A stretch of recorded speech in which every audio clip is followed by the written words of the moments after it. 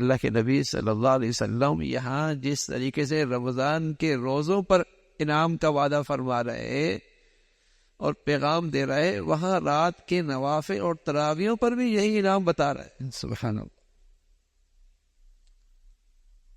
اس پر بھی یہی انعام مل رہا ہے. مسلمانوں کا تو بہت اہتمام ہوتا تھا ان تراویحوں کا، بہت اہتمام.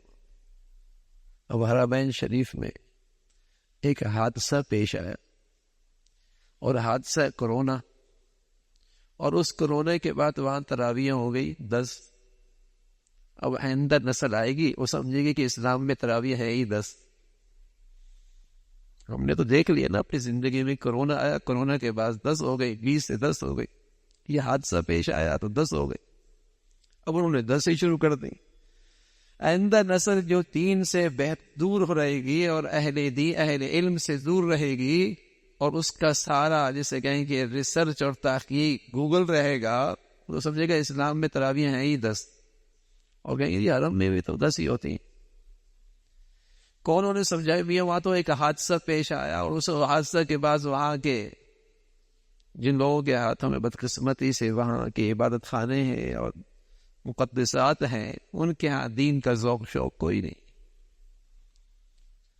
تو اس حادثے کا نتیجہ ہے، لیکن آئندہ نسل تو اسی کو سمجھے گی کہ یہی چیز ایسی ہے. ساری زندگی وہاں 20 ہوتی رہی. اب مسلمان وہاں عمرہ کرنے جاتے ہیں، عادت پڑتی ہے 10 کی، تو پھر وہ 10 کیا وہ 8 بھی چھوڑ دیتے. یہ ہم تو وہاں اتنے پڑھ کے آئے، تو یہاں اتنی کیوں لمبی لمبی پڑھی جاتی.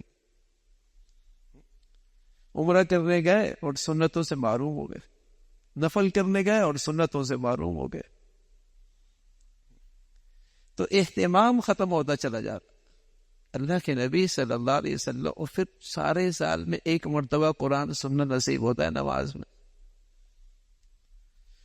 اور اس کی بھی اس کو توفیق نہ ملے. کتنا معروم آدمی ہے، اس کی بھی اسے توفیق نہ ملے. پورے سال میں ایک موقع آتا ہے پورے قرآن مجید سننے کا، اس کی بھی اسے توفیق نہ ملے. کتنا معروم.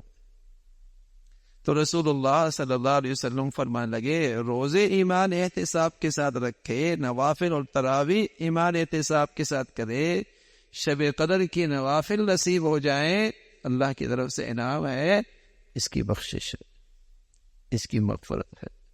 اللہ کریم اس کے سارے گناہوں کو معاف فرما دے.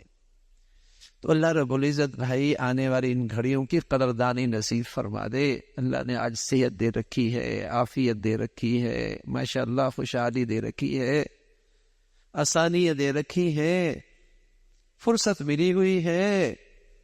تو پھر اس سیزن سے خوب فائدہ اٹھانا چاہیے.